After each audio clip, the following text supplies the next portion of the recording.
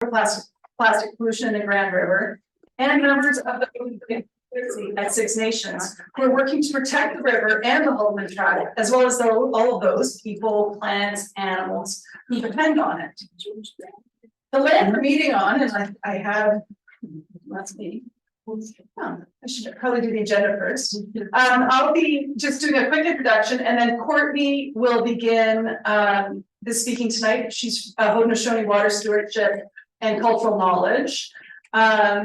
She will be, I'll introduce her in a few minutes, but she'll be speaking about Protect the Tract, the group that she works with out of Six Nations of the Grand River Territory. And then Philippe Van Kapelen, who's a researcher here at the University of Waterloo into the sources of fate and microplastics in the Grand River. Then we'll have time for the Q&A, and then at the end, because people are always wondering what they can do about plastic pollution, we'll just do a little recap about priorities and actions that people can take to stop plastic pollution. So I should start by talking about the land we're meeting on, which is part of the Haldimand Tract, as I mentioned. And the Haldimand Tract is 6 miles on either side of the Grand River. I actually took the map that the University of Waterloo folks use as their land acknowledgement, because I think it's very helpful in showing this was the tract that is the subject of a treaty, 1784 treaty between the Haudenosaunee and the British Crown, which was the government of the day, which grants possession of the lands, the lands in green in that green band to the Six Nations. The treaty has never been ended, but has also not been respected. Colonial settlement, agriculture, and industry continue on the tract to this day and have major impacts on the health of the river, the lands, the animals, the plants, and the people. Over the summer, Environmental Defense published a series about the pollution and health impacts of plastics all throughout their life cycle and how this affects some communities more than others. We will soon publish an interactive web page on our website that tells the story, and those of you who are here in person may have seen the slideshow from that website. It'll launch hopefully shortly at environmentaldefense.ca. Because plastics are really in so much. They're in packaging, they're in electronics, they're in this furniture that we're sitting on here today, they're in their computer screen if you're watching this on a computer. And pollution starts when the resources are first extracted and refined and continues at every phase of these plastics, most of which are made out of fossil fuels, oil and gas and coal. Once made into a consumer product, say a bottle or a shoe or this furniture, plastics start to shed microplastics. And also, while we use them, they continue to shed plastics, and then also after we throw them away. What's more, pollution associated with plastics has a greater impact on some communities than others. For example, Indigenous communities who live near sites of extraction of plastic production and, of course, waste disposal. Microplastics and toxic substances related to plastics are found in wild foods that are integral to the traditional practices and diets of Indigenous people. In other words, plastic pollution aggravates environmental racism. So it is a great honor to host this important conversation tonight in recognition of the land we are on, how pollution is affecting it, and how we can all exercise our collective responsibilities to protect it. And I'm delighted to introduce Courtney Skye, Mohawk, member of the Turtle Clan from Six Nations of the Grand River Territory. Courtney is co-director of Protect the Tract, which is a Haudenosaunee-led project to build capacity to exercise sovereignty in the tract by promoting land stewardship. Courtney's work seeks to entrench a deep commitment to the rights and jurisdiction of Indigenous people, and she will speak about Haudenosaunee water stewardship and cultural knowledge.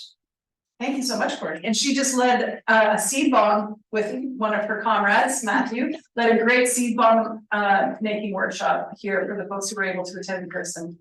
So, thank you, Karen. As you said, my name is Courtney. I've met everyone in the room, but have not met everyone online. So happy to meet everyone. And I'm going to be talking about Tract. So this is me, my family. These are some of my familial connections that I have from Grand River. Some of my matrilineal ancestors, some of my patrilineal ancestors. But basically, one of my good friends researched my ancestral line, our matrilineal line, and found my ancestors came from the Mohawk Valley, So in the very first census that was taken of our people in the Mohawk Valley, that is where my mother's line begins. And the people, I'm going to talk a little bit about the journey these people went through, but I also wanted to just show some of the people that I carry with me when I do this work and who inspire the work that I do. So as I mentioned, I'm a Haudenosaunee person, Mohawk, and Haudenosaunee people believe that we were placed here by our creator. So this territory, the Six Nations territory and Grand River territory, is stewarded by our people.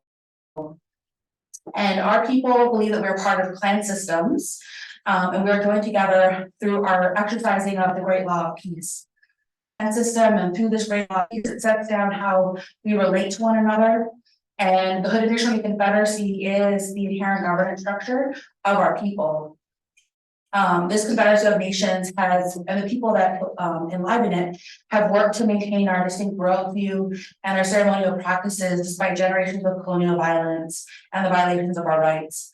And our traditional knowledge and our cultural practices, this is a sacred inheritance that we as Indigenous people have inherited from our ancestors. And we have an absolute right to practice this and to pass it on to our children. So what is this land? You know, it's not just the Grand River.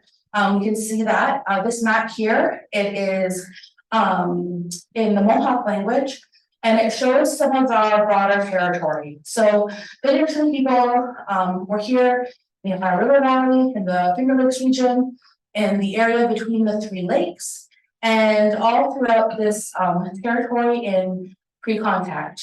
There's some archaeological evidence that everything kind of between the three lakes in what's now Southern Ontario, south of the Frontenac axis, which is the specific geographical region that's around the Ottawa River, that everything below that pre-contact is basically longhouse people, Haudenosaunee people, Huron people, people that would have lived as we lived historically, and would have been a part of our traditional people. And so this is what we're talking about when we talk about, you know, the Grand River Valley or the Mohawk Valley. It's down in the here. It's yeah. So here, there's a little pointer here, but this is the Finger Lakes region here. So this is where the Mohawk Valley, and we're somewhere up around here today. And so one of the questions I like to ask young Haudenosaunee people is, well, if those are our homelands, and how did we end up here at Grand River? Well, that becomes a part of our history. So this is a really quick lesson in you know, international history and diplomacy in the late 1700s, which I know everyone is very excited about. But I really, you know, when I think about things, how we do them now, I always think back and back and back. Well, why is that here and why did that happen? Well, the Haudenosaunee Confederacy is a confederacy of 5 nations and then 6. And when there was the American War for Independence, our confederacy was split. Some of our nations sided with the Americans, some of our nations sided with the British, and the Mohawk people sided with the British Crown. And following the American Revolution, in 1779, someone who you might have heard of, George Washington, ordered something called the Sullivan Campaign, ordered a man named John Sullivan and his people to march on the Mohawk people and basically commit an act of genocide to erase us from the earth. They were just deliberately sent through our territories. They went through 40 towns in one summer and basically burned all of our homes to the ground, burned all of our food stores, all of our corn, all of our food survival, and chased our people out of our territory. Runners were sent ahead once they realized this was happening to warn other people.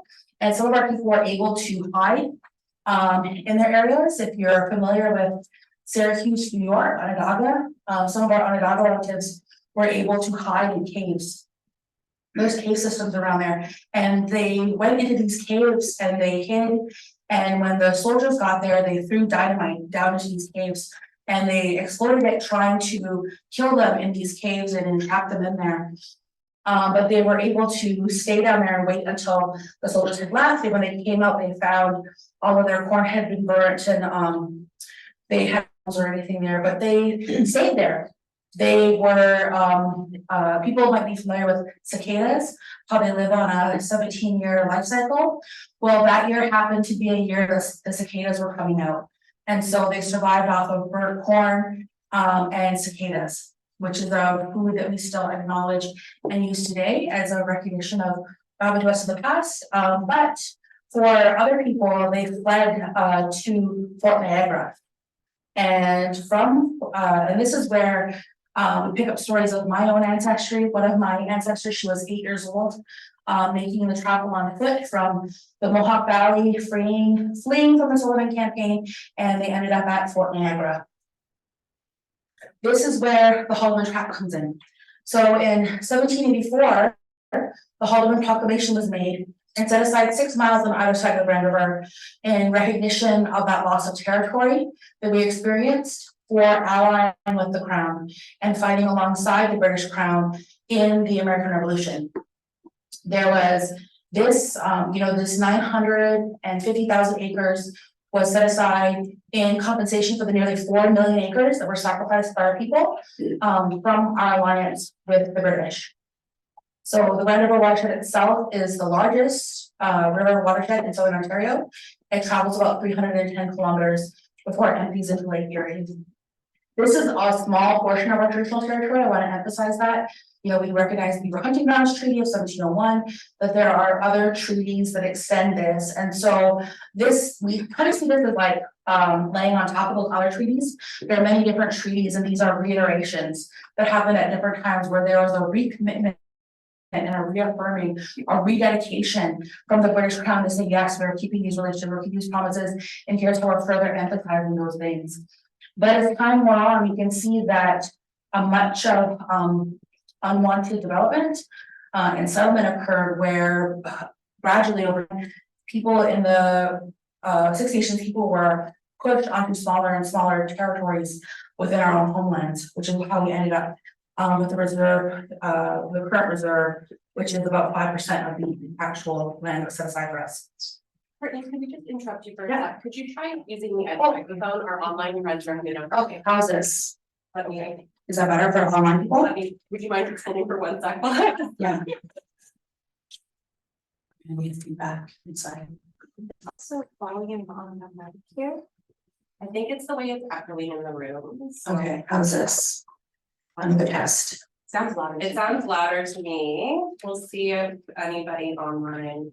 Oh, I'm getting a bit of a thumbs up from somebody. Is there something? Continue talking, and if it isn't working, I'll dance. Okay, yeah. So we know things have happened since then. We know lots of things have happened since contact, since 1535, when the Treaty people were first contacted by Europeans. We know a lot of things have happened in our recent history. People can think about, 1492 Land Back Lane, or before that in 2006, we've been a settlement of the states. But I think everyone can recognize who have lived along the Grand River that the water is not healthy.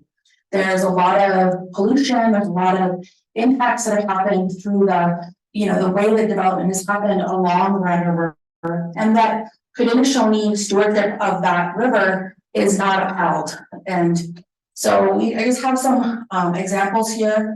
I have some research that was done by Haudenosaunee academics, Haudenosaunee activists who paddled along the Grand River, Haudenosaunee land activists, African Land Back Lane, who had an injunction placed against them, and then also from our Haudenosaunee Confederacy, who have issued cease and desists to first Nestle and then Triton at the Iroquois Springs. So we see a lot of different ways where we can have an impact, change, and stop the unwanted development and the abuses that have been happening both to the Haudenosaunee people, but also to the river and to the people around us. A lot of people ask, like, well, how does this happen? How did we get from Sullivan to where we are today? And it's been a slow erosion over time of our people's rights, and also a change in tactics where the settler state, well, Canada, no longer needs to do certain acts that they would have done in the past. People have an idea where they think, well, colonization was John Sullivan, but it's not Justin Trudeau. But unfortunately, there is this evolution that's happened from the Canadian state where when Indigenous people resist, there's an adaptation on the settler colonial side to adapt to the way we're resisting. Time moves on, there's new technologies, and these acts that need to be committed to continue to oppress Indigenous people are no longer severe. They've become so normalized in our thinking and in our day-to-day lives that we don't question them as much anymore. We see them as just kind of the way things are, instead of the outcome of 4 centuries of genocide against the Indigenous people.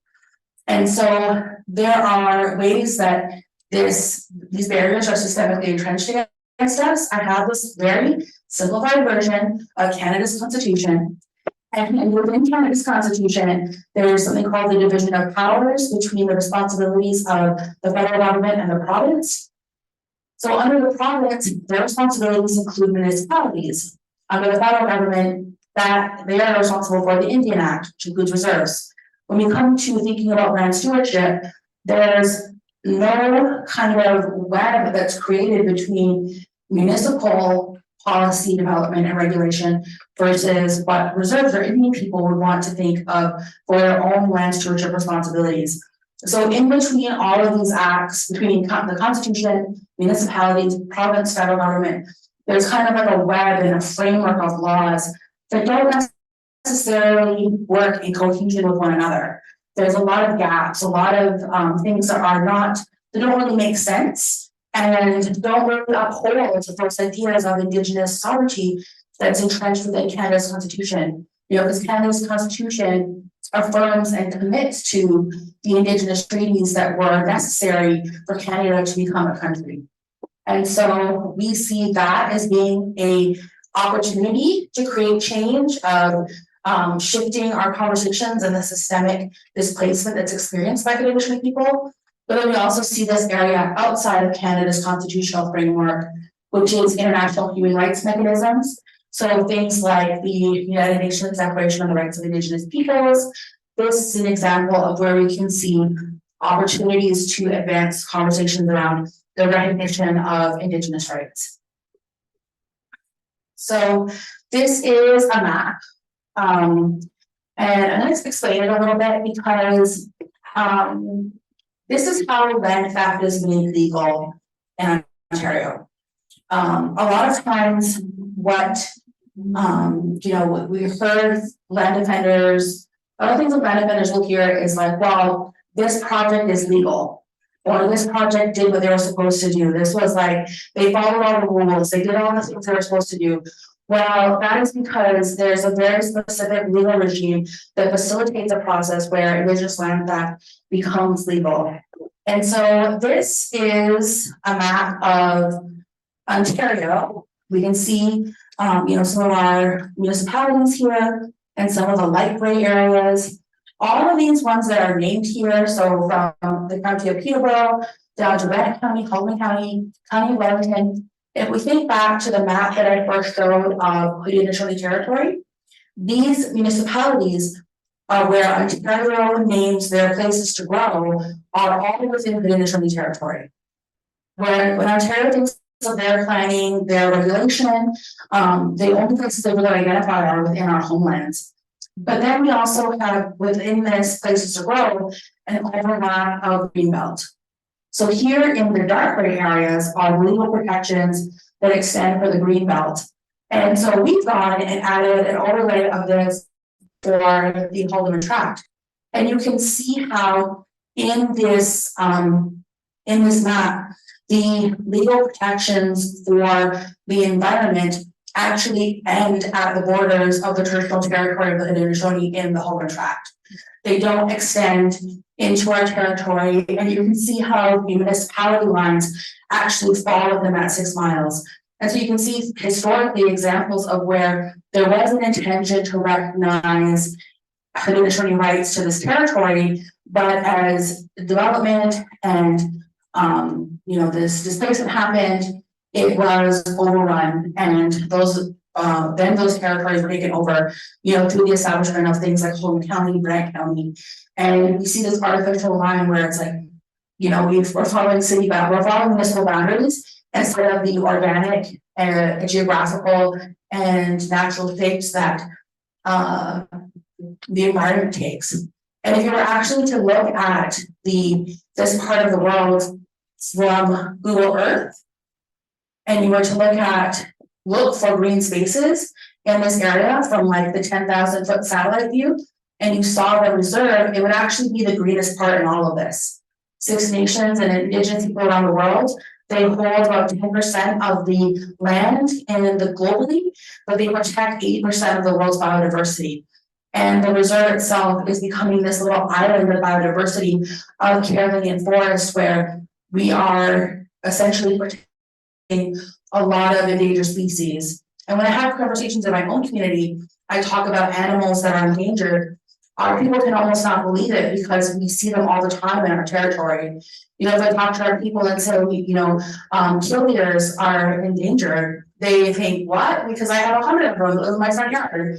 How can you possibly be threatened if we see them in abundance here? We see foxes, we see deer, we see turkeys, we see beavers, we see all of these things thriving in our territory with us, muskrats and all these things, and ancient snapping turtles, and that you don't see these in cities anymore. And you might even not see them anywhere else in the green belt, but we lack the basic protections of our territory that's extended to other uniquely biodiverse spaces.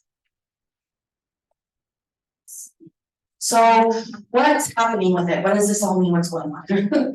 So I mentioned 1492 on that day. I mentioned Gunasado in 06. These were actions where our community organized to stop unwanted development that was happening in our territory. In 2006, the Haudenosaunee Confederacy issued a land rights statement articulating their land rights. And I just pause and just talk about the Confederacy and why the Confederacy isn't empowered in our community.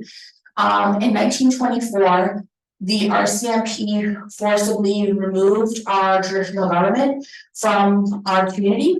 They arrested our traditional leaders, seized our wampum belts, and my colleague, Rick, or I won't say his name, but my colleague, he gave a great metaphor of it. He's an academic at another university, but his metaphor was to, for everyone who's seen How the Grinch Stole Christmas.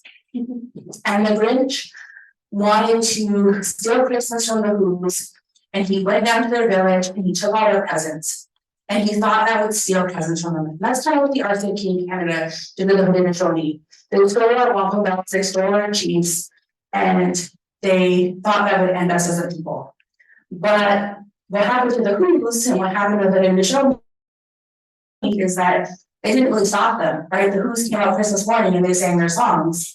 Well, even though our chiefs were arrested and our wampum were stolen, it didn't really stop the Haudenosaunee people in the Confederacy from continuing to exist, continuing to do ceremonies, continuing to meet new songs. And actually the Confederacy still meets monthly, as they have always kind of done at Grand River. So they're still there, they're still operating, and they're still passing laws and doing all these things, but they are unheard by the Canadian government, unheard by the council, who still exists. So we've been living kind of under this forced legal regime for the last 99 years, and still having our rights and lack of recognition happening.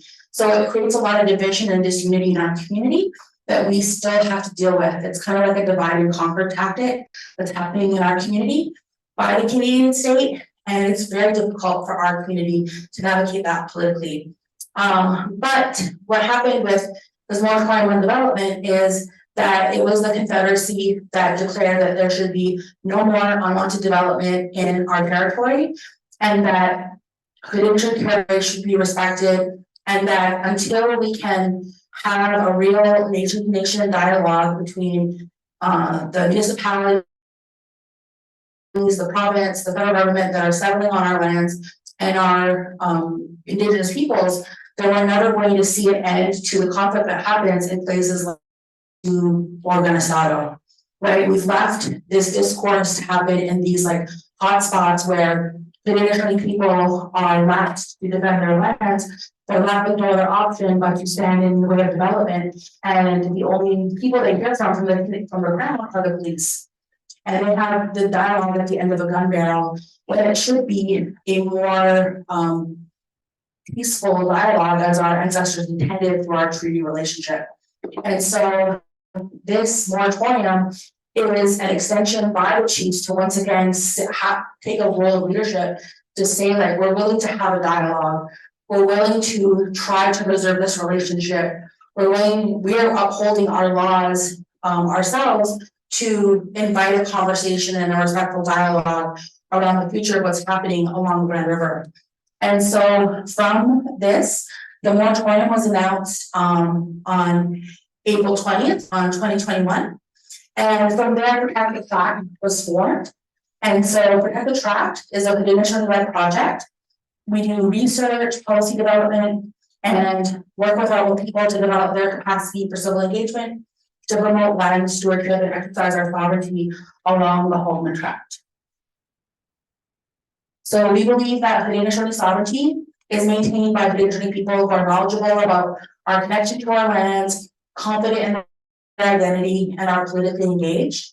So through these acts of conducting research and things like seed bombs and having dialogue and actually stewarding our lands, planting flowers and taking our youth out and doing summer camps and tanning hides and talking about the difficulty of navigating the installation of a band council, all these things, we try to have really brave conversations where we're able to have political discourse in our community and where we create safe spaces for our community to have these conversations, to learn about the impact of what's happening to our land. And so we have 3 things that we try to do, which is work on our connection to our land, develop confidence in our identity, and again, the political engagement, because political engagement is the catalyst for empowerment.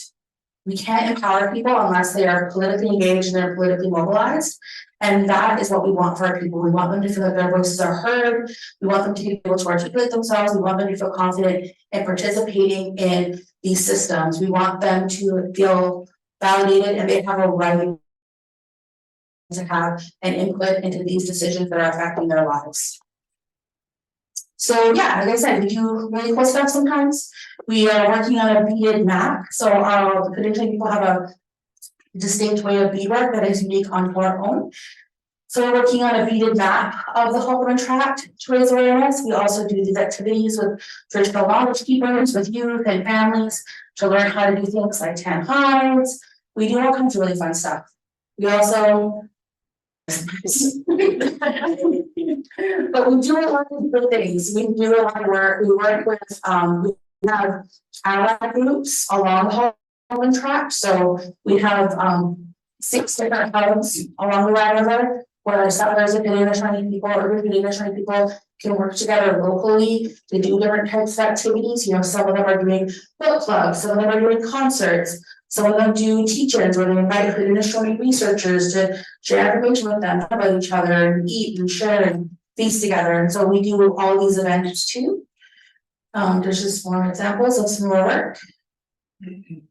We also had a partnership with Lush, so we were kind of in unexpected spaces as well with our partnerships. But yeah, we talk about the Haldimand Proclamation wherever we can. And then this is just a this is from the headwaters of the Grand River. So one of our first things that we did when we formed the tract was we actually traveled the whole kind of length of the river. So this is from the headwaters of the Haldimand Tract, and it was just so amazing to see wild strawberries still growing there. And if you actually get a chance to see the headwaters of the Grand River, they're so beautiful and clear, and there's so much biodiversity there. There's literally strawberries growing on the banks of the river, and it's just such a beautiful and wonderful place. And so we really try to do that, get out on the land. This is an action from one of our ally hubs where they were raising awareness and did a sign campaign in line with the municipal elections so that they could pressure like local city councils to think more about Indigenous rights locally. So yeah, that's how we are incorporating our culture and our knowledge into our work. And so I want to thank Karen for being here. If anyone has any questions, this is how you get a hold of the Tract. We have a website, we have social media, we have emails, please send us things. And I just wanted to share one thing. Unless they think there's a camera on me, I don't know.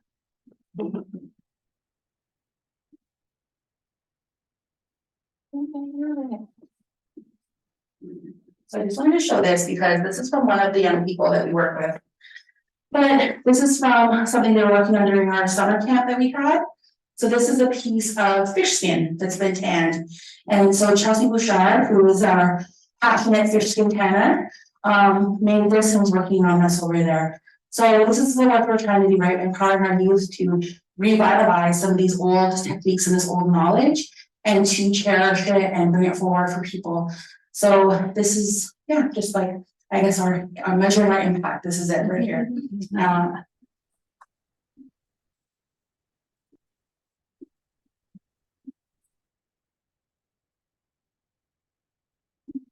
Thank you so much, Courtney. We'll now, just without any further ado, bring up Felix Van Cavelen, who is a Canada Excellence Research Chair Laureate at the University of Waterloo. And he will speak tonight about looking into the sources, transport, fate, and exposure risks of microplastics in this watershed. So thank you, Philippe, and I guess you'll want to use this. Right. Thank you. Yes.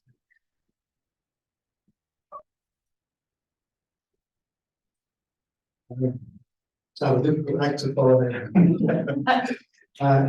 So what I want to do is to present a little bit general facts about microplastics and why they're a concern, and then talk a little bit about our project on the Grand River, microplastics source and fate in the Grand River watershed. Some of the general information that I'll talk about, we have glance from the slide projection, the slides that were projected during the break here. But okay, so why do we have a plastics pollution problem? Well, simply because we're producing more and more plastics, and also because only a very small fraction of it is being recycled. So we're producing a lot of plastics waste, and a fraction of the plastics waste then makes it into the environment. And so if you go and talk to people that do beach cleanups, they will tell you, well, most of the trash we find on the beach is actually made out of plastics. And so then you have also this statement here: if we continue at the pace we're doing now, then by 2050 there will be more plastic than fish in the ocean. That's a very, very appealing way of appealing in a sense, a very visual way to present the magnitude of that problem. There are also concerns about, ultimately, since plastic and particularly microplastics are all around us, what is ultimately potentially the impact on our own health. So this is a very nice slide that shows kind of what we call the plastic cycle. And if you look at the upper blue arrow there, that's kind of gives you the magnitude of the production of plastics. And it's the combined plastics productions from the 1950s until 2015. But what the figure also shows is that, of course, part of that plastic is still in-use plastic, for instance, in the building materials and chairs and the furniture that you see in this room. A very small fraction actually is being recycled, and then a bigger fraction here, much bigger fractions, has actually been discarded. When we think about the plastic that's being discarded, some of it is actually managed. It's like the stuff that ultimately mostly ends up in landfills. Part of it also gets incinerated. But then there's a small fraction of what we call the unmanaged plastics waste. And that is really the main problem, or that's actually a big problem for that has the biggest environmental impact, of course. Good. Okay, so if you think about plastics in the global system, there's essentially three types. You have the plastic that's in use.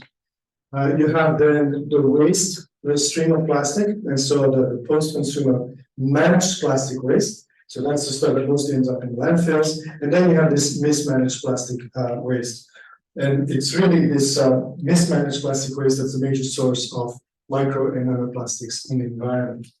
So one way to start looking at the problem of microplastics and nanoplastics, because as I'll show you also in the rest of the talk, they're actually very difficult to find, to characterize, etc. The first thing you can do is, well, let's look at this mismanaged plastic waste. Where is it? And the answer is very simple. It's where you have a lot of people, because In this fact, this is actually the watershed of the Great Lakes. So you have Lake Superior here, Michigan, Huron, Lake Erie, and Lake Ontario here. And so what you see in the blue color, the more intense the blue color, the higher the amounts of mismanaged plastic wastes. And essentially what you see is associated with urban centers, it's also associated with highways. And so it's really that litter that ends up on our streets, the litter that ends up along our highways, etc., that is then this source of microplastics and nanoplastics. Sorry. And so if you look, for instance, over here where we are, so I've kind of indicated here in general the location of the Grand River, watershed of the Grand River itself. It's of course within this very dark blue area here that extends from Ontario, the Greater Toronto area, all the way to Waterloo, Kitchener area here in Guelph and Hamilton, and the Golden Horseshoe, etc. And so where there are people, even if we have very good waste management practices, we always end up producing some mismanaged waste. There's always some litter that is being produced.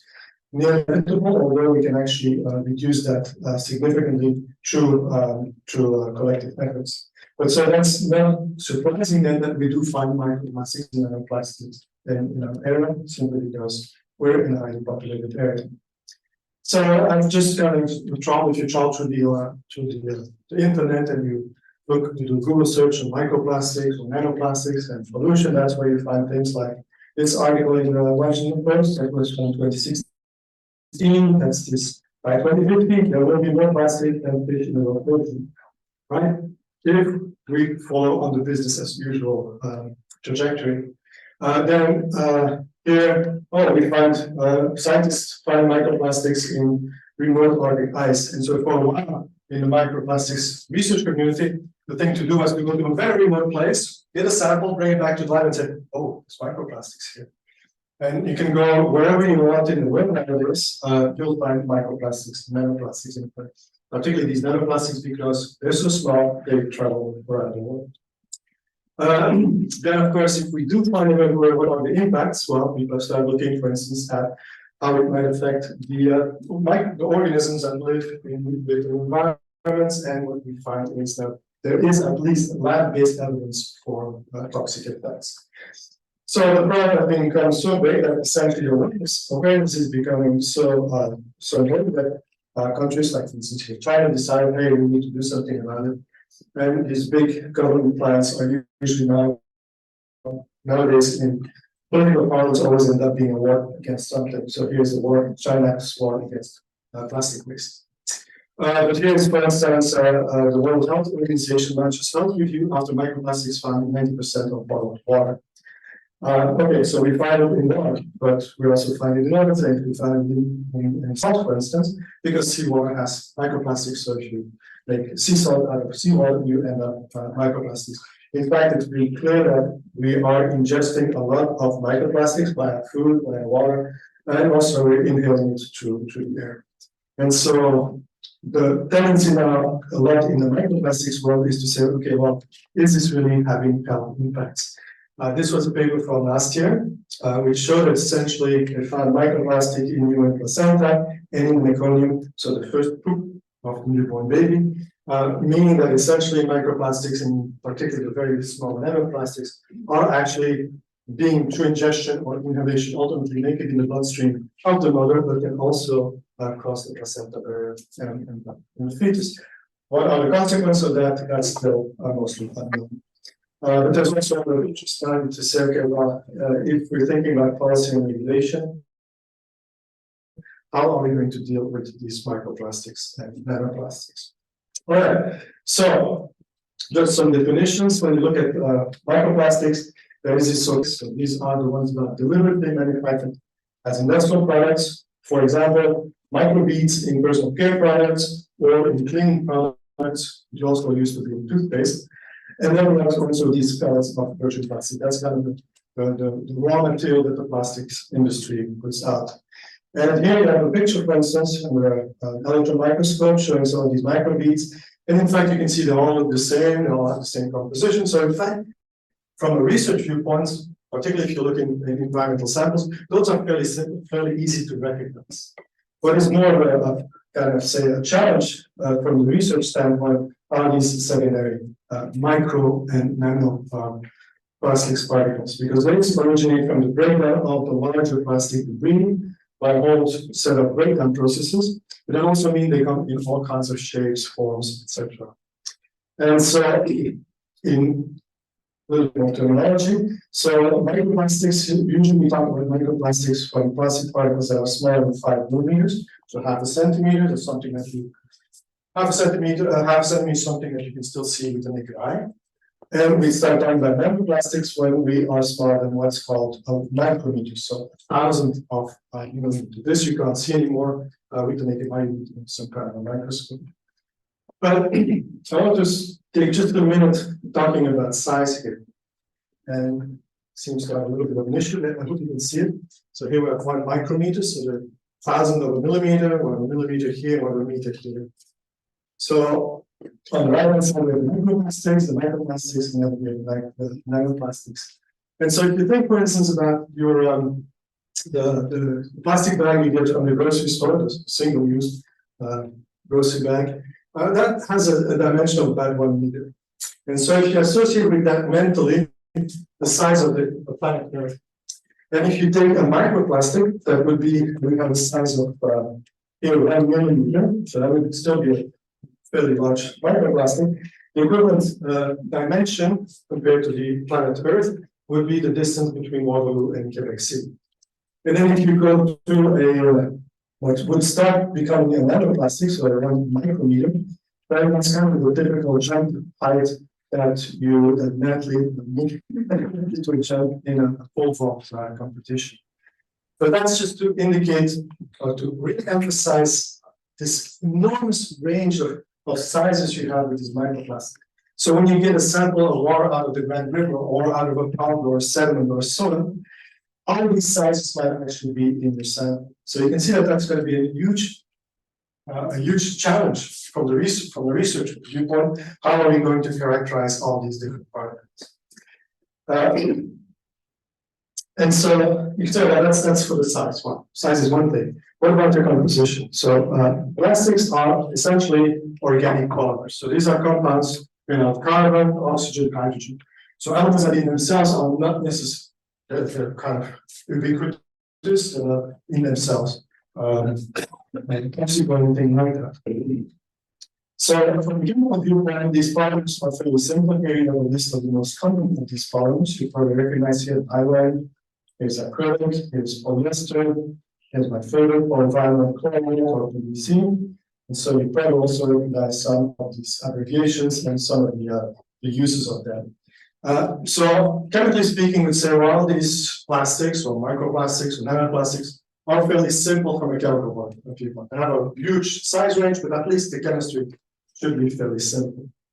But and so here's, for instance, your depiction of your polymers. So you've got carbon, your oxygen, your hydrogen, and so here are these symbols that you often find on your commercial plastics. But the problem becomes when you look at the additives that are added to these polymers. So, and okay, fine. So for instance, you can take the same polymer and make it into a plastic that's very malleable, very flexible, and the same polymer can be made like a hard plastic just by the type of functional additives you add to the polymer. There's also colors that have been added to give the plastic a red color, blue color, etc., fillers and stabilizers. And so the chemical complexity actually comes not so much from the polymers themselves, but all the other stuff that's added to the polymers. And when you talk about these additives and you look at the additives that are used by the plastics industry, they run in the tens of thousands of different things, compounds, atoms, ions that are added to these polymers. So we have to deal with materials that are not simply these polymers, but also these polymers, but all these non-polymer things that are added to it. And some of these additives are the ones that actually provide some toxicity to these plastics. The next thing is that once plastic debris is in the environment, there's further modifications. And in particular, what people have shown is that things like organic pollutants or metals or even pathogens can actually like to adhere or to stick to the microplastics. And so this is, for instance, being shown for the pathogens, COVID-19 is shown, the virus COVID-19 has actually shown to be able to stick to microplastics, which also means that now your microplastic in the environment is moving along, and in itself it might not be the problem. The problem might be the contaminants that are associated now, or the pathogens associated with the microplastics as it moves in along a river or ends up somewhere in a lake. In addition, in the environment, these microplastic particles also tend to aggregate together. They also aggregate with other stuff, mineral particles. They can actually be colonized by things like bacteria that form biofilms on top of it. And in fact, there's a new term that has been proposed, the plastisphere, essentially referring to these micro ecosystems that are essentially developing around microplastics particles. So as you can see that even from the compositional viewpoint, we're dealing with a fairly complex material once we're looking at microplastics in the environment. And the next thing is, of course, this is examples of microplastics that have been retrieved in a river. And what you can see, they're also found in different types of shapes. So that's why I call the microplastics and the nanoplastics an unconventional pollutant. So if you, for instance, worry that you have a well or the water comes out of your faucet, you're concerned that, hey, there might be lead in it. Well, you take a water sample, you send it to an accredited lab, and they will send you back, and they'll say, okay, your water has 0.1 micrograms of lead per liter. That's all the information they need to provide to you for you to decide whether it's an issue or not. In fact, if it's that concentration, you look up in the table, you look on the internet, what are the maximum acceptable drinking water levels for lead? They'll say, well, it's 5 micrograms per liter. So your water is safe because your concentration is much below that limit. But if you want to characterize, if you bring a sample of, say, your well water, say, hey, Philippe, can you tell me something about the microplastics in there? I will have to do much more work than for the lead. Because I'll have to provide you all these characteristics we talked about so far. I will have to count all the particles in this, have to look at how many particles per liter of water, providing the how many particles are in there. They're also having different sizes. So if you have 5 big microplastics, they represent much more plastic in terms of mass than 5 very small nanoplastics. But from a health perspective, these 5 small nanoparticles might be much more risky than the 5 big microplastics. So I have to tell you, okay, what's the particle count? What's the mass concentration? What's the size distribution of all these particles? What are the shapes? You have like fibers, you have fragments, and here you have actually a little film. What is the particle composition? What is the metals that's associated with the bonding? What's the color, the crystallinity, etc., etc. So you can imagine that characterizing microplastics in an environmental sample requires a lot of characterization, right? It's no longer just one single number; it's a whole bunch of different numbers and information such as things like color. Okay, so that brings me then to the project that we're microplastics fingerprinting. So characterizing microplastics at the watershed scale from sources to receivers. So that the work that we're doing is mostly focusing on the Grand River watershed. We're also doing some work also in the Toronto area. And so I really want to understand or quantify is what are the urban emissions of micro and nanoplastics. How much microplastics is coming off urban landscapes, how much is coming off agricultural fields, in this case, in the Grand River watershed. Then we're not only interested in what comes off these landscapes, but also how are they then ultimately transported through the river, through the stream network and our stormwater network, ultimately to receive rivers, ultimately the Grand River, and then from the Grand River ultimately to Lake Erie. And so we're looking at things like agricultural runoff, atmospheric transport, stormwater and wastewater, microplastics transport, etc. We're also interested in where in the landscape are these microplastics actually tend to accumulate. And so we've been doing quite a lot of work on looking at stormwater plants and wastewater treatment plants and how do they deal with the microplastics, and then also essentially trying to quantify micro and nanoplastics at the intake of drinking water plants. But the biggest challenge, I would say, the biggest research challenge has really been to develop the methods to collect the environmental samples. So how do we go out in the field, collect the water sample, sediment sample, etc. Once we have that sample, we still have to then extract these micro nanoplastics from everything else that's in your sample, in particular biogenic debris, bacteria, etc. You want to basically isolate your microplastics so that we then can fully characterize them. And so the bottom is that we have this whole chain here from the field sampling all the way to the extraction and so the isolation essentially of the microplastics, their categorization, the identification of the particles, and then because we're generating so much data, then also how do we basically deal with the data, how do we report it so that somebody else can also use it. And I would say we've been at this for now 2 years, and we still have a long way to go. And particularly because if you send me a lab sample, and you ask me to determine how much lead there is, I can get you the results within a few hours, and I'll give you a number and you know everything you need to know.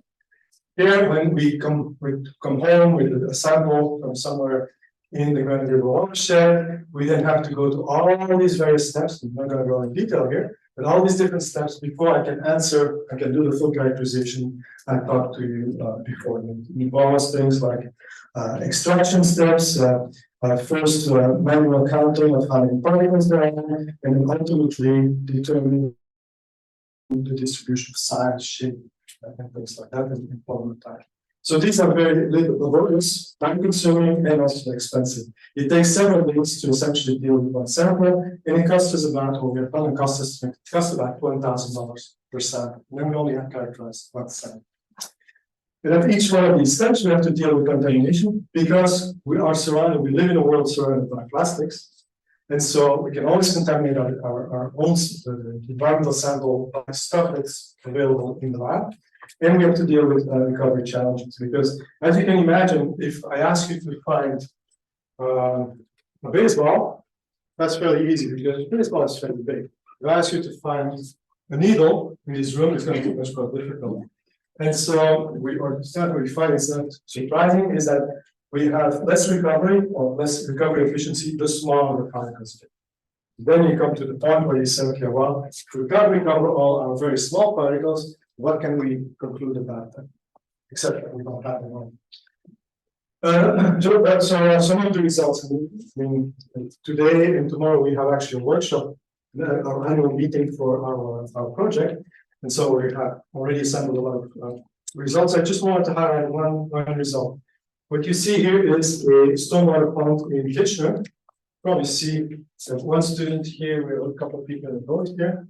So we've been actually sampling this system quite extensively. And what we find is that, in fact, these stormwater ponds are real, very efficient traps for microplastics. We actually have a similar finding for wastewater treatment plants.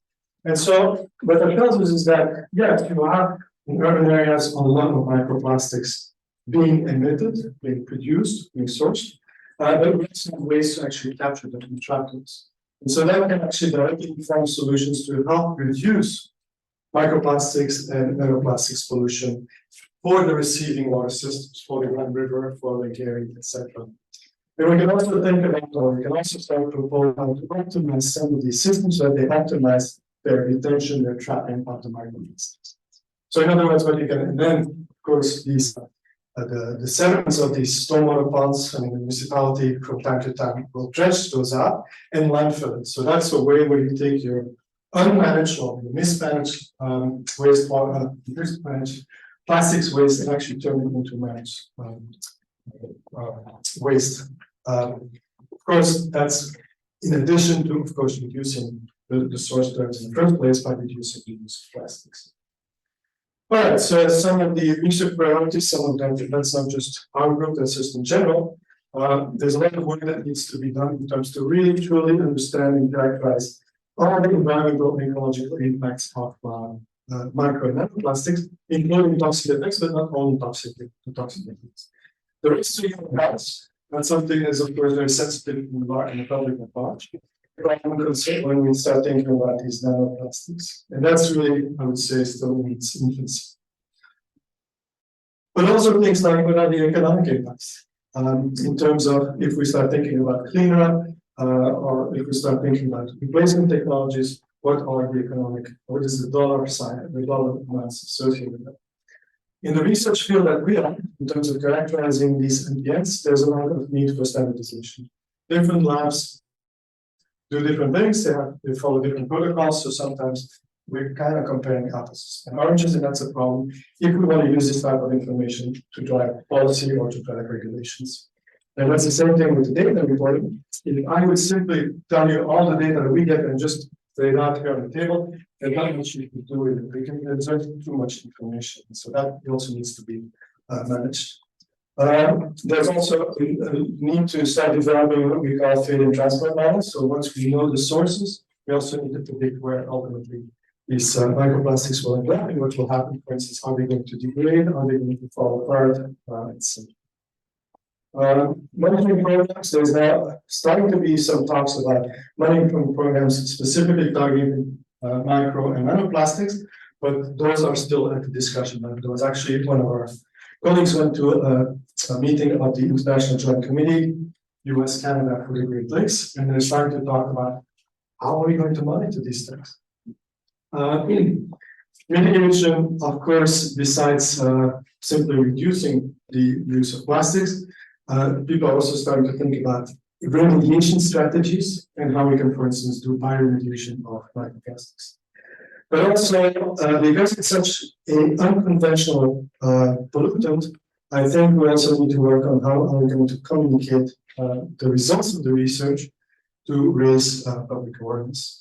And that, of course, is going to not be one research or one research group can do that, but it really is going to require collaboration among researchers, but then also environmental and health agencies, communities, NGOs, policymakers, even the industry and so on. And also it requires international collaboration because microplastics don't know boundaries, they will cross boundaries. And also, essentially, every country in the world, every community in the world is actually going to have to face this issue. So then just as a last part, it is just taken from this paper here. So when we talk about comparability and reproducibility, that's critical in all scientific fields. What I do in my lab, I need to be able to compare to what's happened in somebody else's lab. But what is argued here is that it's of the utmost importance in microplastic research, because as policy around plastic pollution is being developed in real time alongside this evolving scientific field. So keeping essentially the research and policy development going hand in hand is going to be a big challenge. And with that, finish.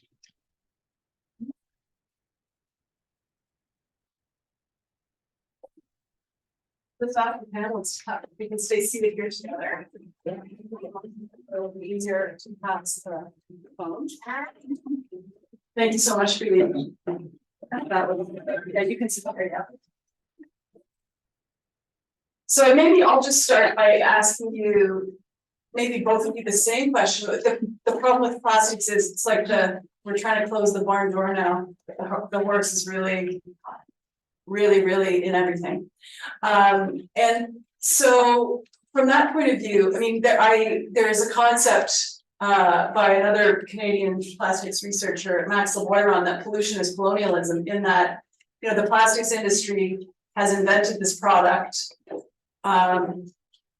They assume that it can just be transmitted into the environment and into our bodies as part of their way of doing business, right? And we're stuck trying to clean up the mess afterwards. And I really, for both of your presentations, like there's a big mess to clean up when it comes to pollution in the Grand River.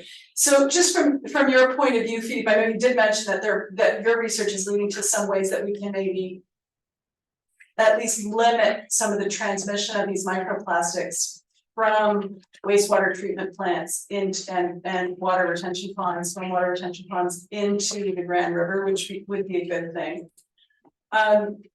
Will that be enough?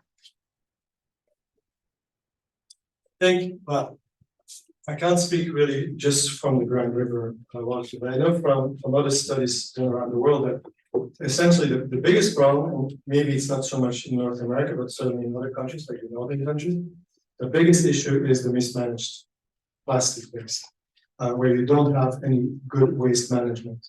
Now, waste management is something that also requires a large enough scale. We don't create a landfill, kind of a well-managed landfill unless you have enough people that you serve them. And so, in a sense, smaller communities will always be more exposed to plastics or unmanaged plastic waste, simply because they might not have the financial resources to actually properly manage all their waste. So I think that is the first thing to think about. On a global scale, of course, we have to also seek to alternatives to plastics in the first place. How can we replace them? And I think, for instance, there's a lot of, for instance, indigenous communities that can help us also develop more natural products for packaging. Because packaging is still a major component of this mismanaged waste of the litter that you find in the environment. So I think that we need to think it's not just it's not a technological problem, it's partially a technological problem, but as any other environmental problem, it's also a social problem, it's an economic problem, it's questions of equity coming into play. And it's true that it's usually the more disadvantaged sections of society that mostly will kind of have an impact on the.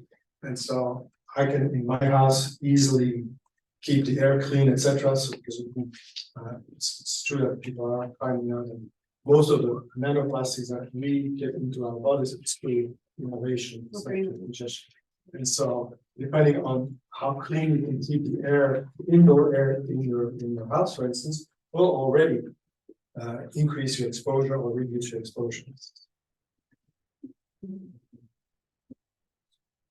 Well, on this point, I know you haven't talked specifically, and Protect the Tract hasn't talked specifically about plastics, but it is one of the kind of modern pollutants that is taking up space in the territory. Is it something, and other types of industrial pollutants as well? Is this something that concerns you?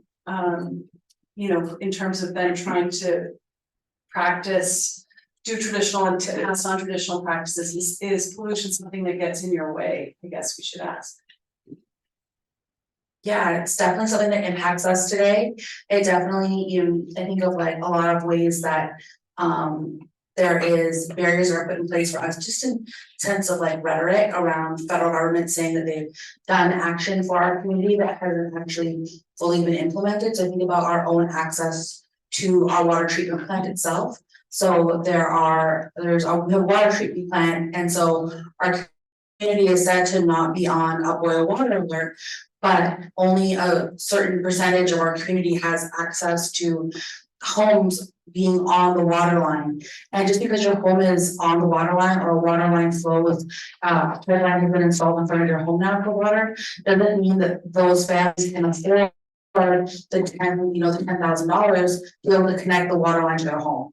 So a lot of people are seen to have access to water, but they're not actually having that tangible access of connecting the water line that's literally right in front of their house and not to their home. And so that's one barrier. But then there's the rest of our community, the 60% of our community that's not on the water line, that are continuing to be reliant on groundwater wells or cisterns. So they're trucking in water, but there's also an unknown amount of contamination that's happened because of a lack of regulation around just general, like any type of pollution in our community. So for example, this was a huge issue we dealt with this year, where when development was happening and there was contaminated soil being moved, if you're moving soil from like one development site and you were going to dispose of it somewhere, it was contaminated, you had to demonstrate to the province that you had a place where it could go that was zoned appropriately for contaminated soil, unless you were taking it to a federal regulated area, which would be a reserve. And so you had contaminated soil, but you didn't have a place to put it. Companies there were soil brokers who were reaching out to people, people living in reserves, and they were paying them money to take truckloads of contaminated soil and dumping it into onto their family property. And so we saw an endless amount of dump trucks coming into our community and also other communities that are near development sites, where there would be 15, 20 trucks a day going to certain sites, dumping, hundreds of pounds of potentially contaminated soil, and they were unable to prove that they had proper documentation, that they had studies done on this. We didn't know what was in the soil, and so it was just very difficult because of this gap in regulation.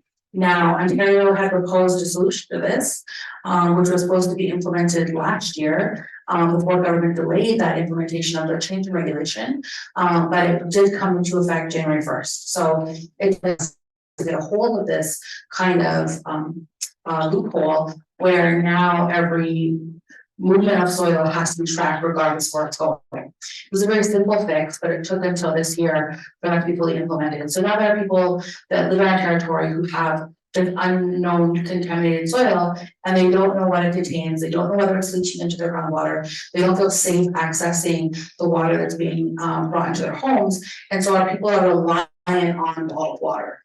And so we are become reliant on bottled water for drinking water, for potable water in our homes. And there's no real plan to do it because there's such significant needs in many other communities where our community gets overlooked, right? We're not, Muscandiga, we're not Grassy Narrows, we're not a community that has these, there's horrible ways that Indigenous people are treated around their water all over Canada, but it's just one way we see Canada saying they make progress for some people, but it's not actually progress being made. And so people kind of say that, well, they are making a difference in reducing the number of communities that are on boil water advisories, but is it actually true? And are those communities, do all the people within all those communities have access to safe drinking water? Like you're unable to know that fully and certainly. I don't think the federal government knows that. But then also just to talk about these other communities too that has this impact. So wonderful boil alert. That was one of our community members, premiered at TIFF. There was Sots. She was in a movie called Boil Alert. It's brand new this year. And she went up to talking about going to a flying community that was reliant on bottled water. And they said there was no plan for the bottled water. They fly in the bottled water, they don't fly it out. So they don't fly out the empty bottles of water. So they're just piling on more and more bottled water in these communities with no plan for waste management, no plan for recycling, and there's never a plan for how people are going to actually deal with that pollutant once it's introduced in their community. That's terrifying. Thank you both. So we have 5 minutes left for questions from the audience. Sorry that we stole all the time from you. But I wonder, are there any burning questions in the in-person audience for either of our panelists? Burning questions? Are there any? Oh, Well, I have some from online. perfect. I might need. Yeah, why don't you take the mic, or do you want me to just repeat the questions and tap mic so that our online can hear? Okay, so a couple of them are more just like operational, so folks were super interested in your research, Philippe. So people were curious what the results of your study, when they were going to be published and where they might be able to access them. So just to repeat that, the question is, when will the study be published and where will they be able to access the results of this research on microplastics in the Grand River? Well, the very first place is to go to our website. So if you do University of Waterloo Microplastics, you'll end up on our website. We have a lot of research stories there, so easily readable, easily digestible. Of course, our main products will be research papers in the peer-reviewed journals. That always takes some time, and we're working on it and looking at the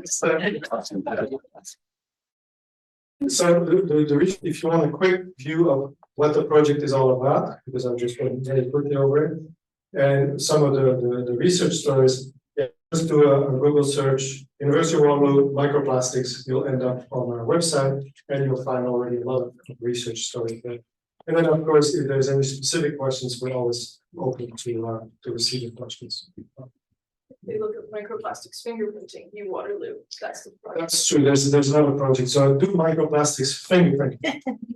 We did drop that into the chat, so if you're online, you can click there. Thank you.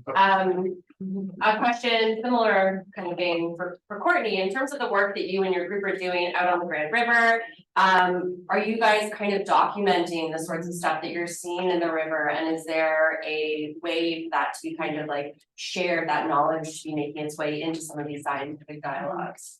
So the question was for Courtney, is Protect the Tract documenting what they're finding in the river, when they're doing their work? And is there a way of sharing that information, the data that you collect in your work, with other scientists? Yeah, so we do have one person on our team who is leading some of our work on mapping. So we do a lot of visual mapping. We use democracy, kind of free open content ways to map all of the things that we're seeing visually, whether it's like plants or things of interest. We do these things in that way. We have, we take mostly pictures or collect these small like tidbits of information. We also collected just like water from each different parts of the river. We did a paddle for the moratorium from Elora to Caledonia.